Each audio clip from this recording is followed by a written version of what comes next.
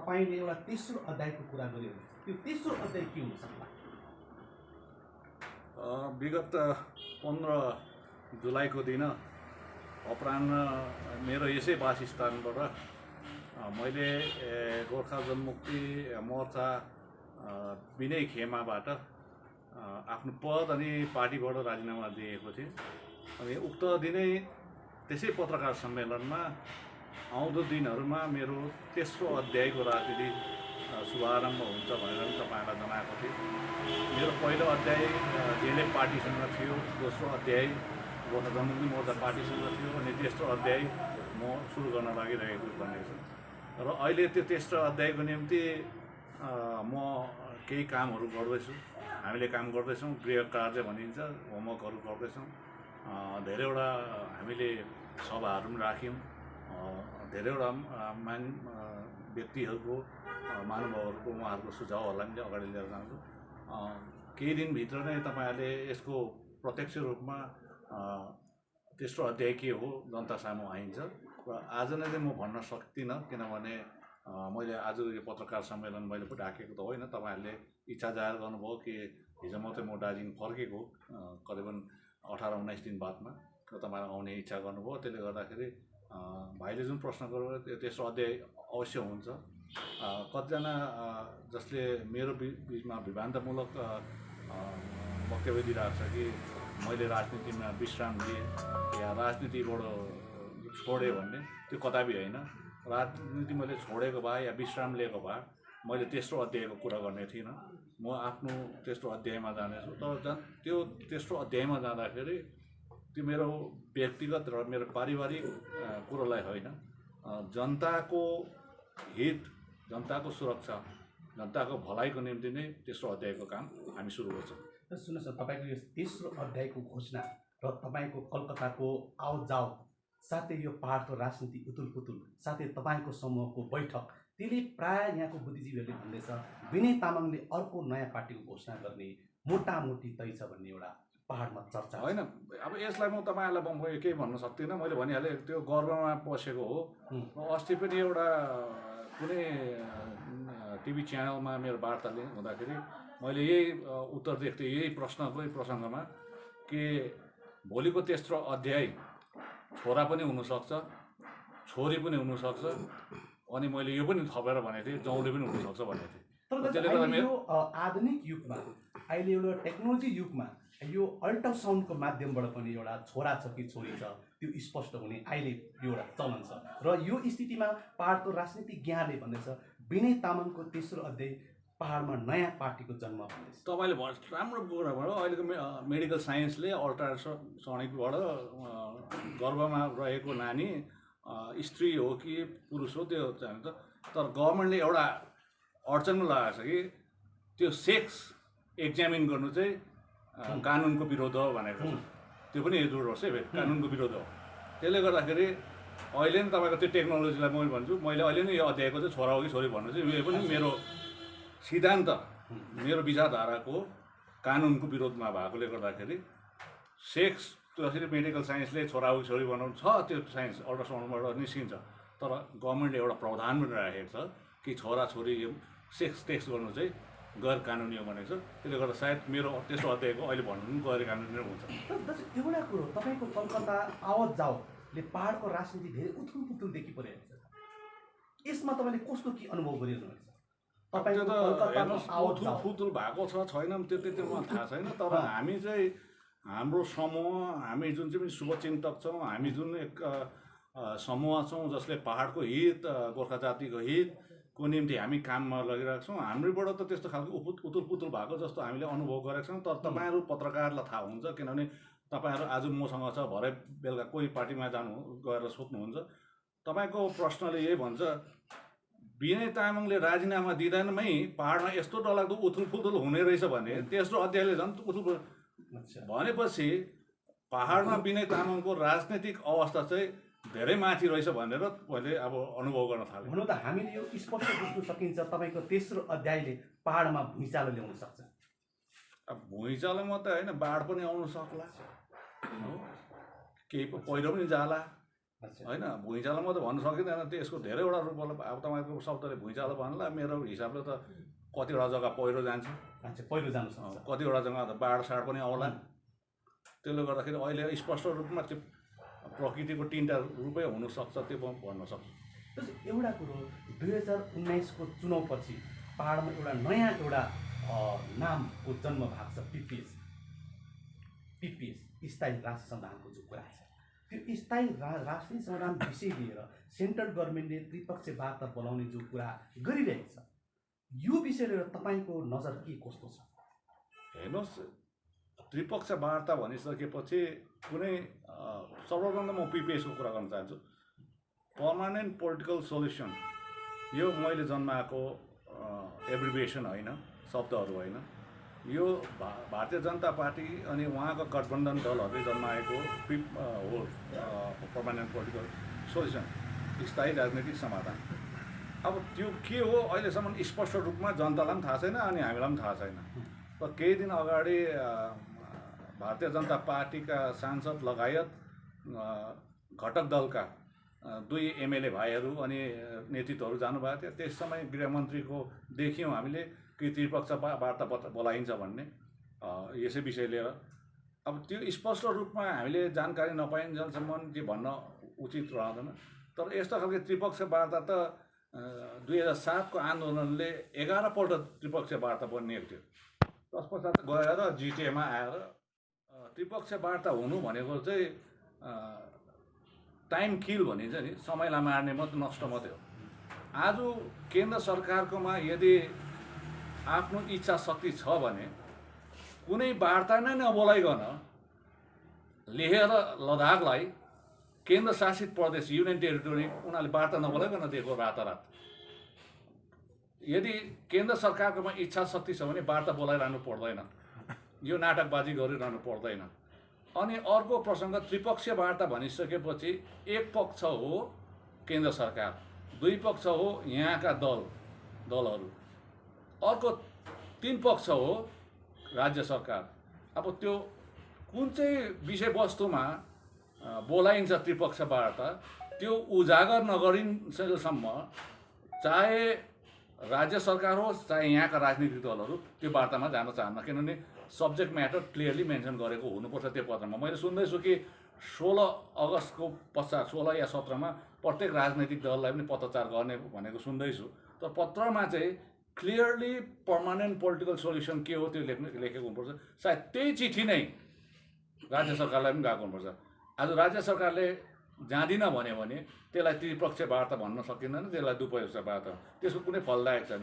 तर आजसम्म जति पनि पर्मानेन्ट पोलिटिकल सोल्युसनको कुरा गर्नुहुँदैछ, स्थायी राजनैतिक समाधानको कुरा गर्नुहुँदैछ, त्रिपक्षीय वार्ता त डिजेसीको टाइममा पनि भएको, 86को आन्दोलनमा पनि त्रिपक्षीय वार्ता केन्द्र सरकार, राज्य सरकार र जिएलएफ माझमा। त्यो पछाडि गोर्खा जनमुक्ति मोर्चा, राज्य सरकार र केन्द्र सरकारको बादमा पनि जिटिए भयो। यो चाहिँ मैले अहिलेसम्मको हेर्दाखेरि 40-45 वर्षको यहाँको हेर्दाखेरि त्रिपक्षीय वार्ताहरूले चाहिँ एउटा समय नष्ट गर्ने प्रक्रिया मात्र हो। हजुर, एउटा कुरो यो पिपिएसको जो कुरा छ, जहाँसम्म सवाल छ, यो पिपिएस शब्द त स्टेट गभर्मेन्टकोबाट पनि आएको थियो गत चुनाव अघि, अनि त्यति बेला तपाईँको ममता बेनीसँग राम्रो सम्बन्ध थियो। सायद त्यो पिपिएस बारे तपाईँलाई ममता दिदीले सायद के भन्यो होला, हाम्रो पिपिएस हुनसक्छ भन्ने कुरा। स्टेटको पिपिएस त भनेन, स्टेट गभर्मेन्टले यो पिपिएसको कुरा तपाईँलाई त्योभन्दा जनसभामा मुख्यमन्त्रीले मैले बुझेँ। त्योभन्दा अगाडि जब दार्जिलिङ हिल युनिभर्सिटीको भूमि पूजा भएको थियो, जो कुरा नाम यहाँ चौरास्तामा एउटा आधिकारिक गभर्मेन्टको प्रोग्राम थियो, त्यस समय म मात्रै थिएन, मसँग अन्य राजनीतिक नेतृत्वहरू पनि थिए, अन्य पार्टीका पनि थिए। उक्त समय नै उक्त कार्यक्रममा पश्चिम बङ्गालका मुख्यमन्त्री सुश्री ममता ब्यानर्जीले गोर्खाहरूको सुरक्षा माथि म बोलिदिएको हुन्छु भनेको थियो। अनि 2019को जब लोकसभा चुनाव हुँदाखेरि श्री अमरसिंह राई एउटा उम्मेदवारको हैसियतले उठ्दाखेरि उहाँ र मेरो छेउमा नक्सलबाडीको जनसभामा पनि उहाँले गोर्खाहरूको सुरक्षा म हेर्छु भनेर, म कुरा पहल गर्छु भनेर उहाँले भन्नुभएको। अनि त्यसकै भोलिपल्ट म कालचिनीमा यसरी नै जनसभामा म गएको थिएँ मेरो उपस्थितिमा। अनि कालचिनी अलिपुरद्वारका वरिष्ठ नेतृत्वहरू थिए, मोहन शर्माहरू, उहाँहरूको नेतृत्वमा त्यहाँ पनि सुश्री ममता ब्यानर्जी भयो र त्यसले गर्दाखेरि उहाँले कहीँ न कहीँ गोर्खाहरूको भविष्य डमाडोल नहोस् भनेर केही न केही सोचेको हुनसक्छ र आजसम्म त्यो के हो मलाई थाहा छैन। तर भए पनि उहाँलाई जुन प्रकारले हामीले भनेका छौँ, उहाँ अवश्य नै गोर्खाहरूको निम्ति चिन्तित हुनुहुन्छ, यो जहाँसम्म मेरो जानकारीमा छ। त दाजु एउटा ब्यानर्जीले गोर्खाहरूको सुरक्षाको कुरा गरेका थिए भन्ने जुन तपाईँले स्पष्ट गर्नुभयो, सायद निजै पनि तपाईँसँग के त्यो गोर्खाहरूको सुरक्षा के हो, कसो कहाँ हो, के हो, कता हो, त्यो निजै पनि तपाईँलाई सङ्केत त दिएको हुनुपर्छ निजै पनि। सायद अब हेर्नुहोस्, जब उहाँले एउटा उच्च ओहदामा बस्ने एकजना व्यक्तिले जो एउटा राज्यको प्रमुख हो, नायिका हो, उहाँले भनिसकेपछि उहाँको मुखबाट सुनेको उचित हुन्छ, मेरो मुखबाट सुनेको होइन। मुख हुँदाहुँदै नाकले पानी खानु हुँदैन। तपाईँ कुरा मैले काट्नु पऱ्यो। तपाईँ पाहाडको एउटा राजनीतिज्ञ हुनुहुन्छ, राम्रो राजनीतिज्ञ हुनुहुन्छ, पाहाडको भविष्य राम्रो तपाईँले देख्नुहुन्छ, चिन्नुहुन्छ। तपाईँको दृष्टिकोणमा चाहिँ गोर्खाहरूको सुरक्षा केले गर्न सक्ला? होइन, त्यसमा धेरैवटा कुरा छ। अब अलग राज्य गोर्खाल्यान्ड पनि छ, अहिले केन्द्रशासित प्रदेश दियो भने हुन्छ भन्छ, कतिजना 6 सेड्युलको कुरा पनि छ। मैले अल इन्डिया गोर्खा एसेम्ब्लीको कुरा पनि उठाइदिएको छु, कतिजना सिक्किम मर्जर पनि भन्दैछ। त्यसले गर्दाखेरि अब यसमा आफ्नो आफ्नो आख्यान र व्याख्यानहरू छ। स्पेसली तपाईँको कुरा स्पष्ट रूपमा यति हो कि हामी भारतमा गोर्खाहरू दोस्रो दर्जाको नागरिकमा हामीलाई गनिन्छ, कारण हामीमाथि एउटा बाधा अर्चन, ऐतिहासिक बाधा अर्चन छ। जबसम्म त्यो बाधा अर्चन हटिँदैन तबसम्म यो माथि एउटा कालो तुवालो त राख्ने रहन्छ। अब त्यो कालो तुवालोलाई हटाउनुको निम्ति भारत सरकारको संविधानमा संशोधन आउनु आवश्यक छ, अनि कतिवटा संवैधानिक संशोधनबाट नै गोर्खाहरूको भविष्य उज्जवल हुन्छ, यो म ठान्दछु। हजुर, एउटा कुरो जो पिपिएसको सवाल जो छ, यो केन्द्रले पनि भनिरहेको छ र स्टेटले पनि भनिरहेको छ। भोलिको दिनमा सायद त्यो पिपिएसमाथि त्रिपक्ष वार्ता हुन सक्ला।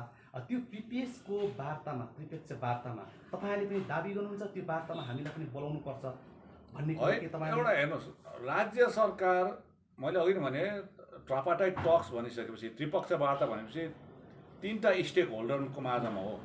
एउटा केन्द्र सरकार एउटा स्टेक होल्डर हो, राज्य सरकार अर्को स्टेक होल्डर हो, अनि यहाँका जो हामीले जो हाम्रो स्थायी समाधान मागिरहेका छौँ ती दलहरूको एउटा स्टेक होल्डर हो।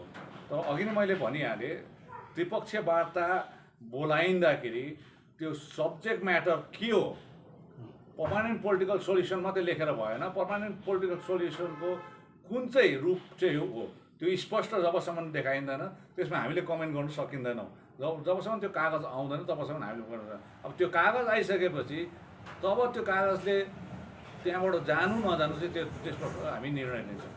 एउटा त यो के भन्छ, यो पिपिएस के हो कसैलाई के थाहा छैन र बिजेपीको शीर्ष नेतृत्वहरूलाई सोद्धा पनि यो उनीहरूले स्पष्ट गर्नु चाहेको छैन। यहाँसम्म कि एमपीले पनि यो विषय स्पष्ट गर्नु चाहेको छैन। भन्नुपर्दा यो पिपिएस यो अँध्यारोभित्रै नै छ र यो पिपिएस सन्दर्भ विषयले नै वार्ता बोलायो भने अब जो स्टेट गभर्मेन्टले पनि भनिरहेछ र सेन्ट्रल गभर्मेन्ट पनि भनिरहेछ, सेन्ट्रलको के हो पिपिएस, स्टेटको के हो पिपिएस, त्यो क्लियर छैन। र भोलिको दिनमा वार्ता बोलायो भने के तपाईँहरू दाबी गर्नुहुन्छ? अघि नै मैले भनिहालेँ, यदि हामीलाई बोलाइन्छ भने त्यो पत्रमा स्पष्ट रूपमा गोर्खाहरूको निम्ति स्थायी राजनीतिक समाधान के हो त्यो उल्लेख गरेको हुनुपर्छ। त्यो उल्लेख गरेको विषयवस्तु यदि हामीलाई उपयुक्त लाग्छ, हामीलाई न्यायसङ्गत लाग्छ, जुक्तिसङ्गत लाग्छ भने हामी अवश्य भाग दिन्छौँ। तर त्यो केवल एउटा हावामिठाई जस्तो मात्र हो र समयलाई काट्नुको लागि, टाइम किल गर्नुको लागि मात्रै हो भने हामी त्यति साह्रो दिँदैनौँ। तर जहाँसम्म अहिलेसम्म केन्द्र सरकारले जति पनि वार्ता, त्रिपक्षीय वार्ता भयो, कुनै फलदायक भएको छैन। यो केवल समय काट्ने एउटा माध्यम मात्रै भइरहेको छ, त्यो चाहिँ हो। तर दाजु एउटा कुरो, सेन्ट्रलमा बिजेपीको दुईटामै बहुमत छ र यस्तो स्थितिमा उहाँले वार्ता बोलाउनु उचित थियो या पार्लियामेन्टमा बिल ल्याउनु उचित थियो? हेर्नुहोस्, पार्लियामेन्टमा बिल ल्याउनु उचित हो। वार्ता मैले अघि नै भने लेह लद्दाखलाई रातारात केन्द्रशासित प्रदेश बनाउनु सक्छ भने त्यति बेला त्यहाँ त्रिपक्षीय वार्ता बोलाइएन, कसैलाई बोलाएन, कुनै पोलिटिकल पार्टीलाई बोलाएन। आफ्नो इच्छा शक्तिमाथि निर्भर गर्छ। तर गोर्खाहरूमाथि जुन प्रकारको इच्छा शक्ति भारतीय जनता पार्टीको छ त्यो स्पष्ट छैन, अहिलेसम्म स्पष्ट भएको छैन। त्यसले गर्दाखेरि शङ्काको धेरैवटा प्रश्न चिन्हहरू त्यहाँ खडा भइरहेको छ। अब त्यो शङ्काको प्रश्न चिन्हहरूको उत्तर नपाइन्जेलसम्म हामी भारतीय जनता पार्टीसँग सन्तुष्ट पनि छैनौँ।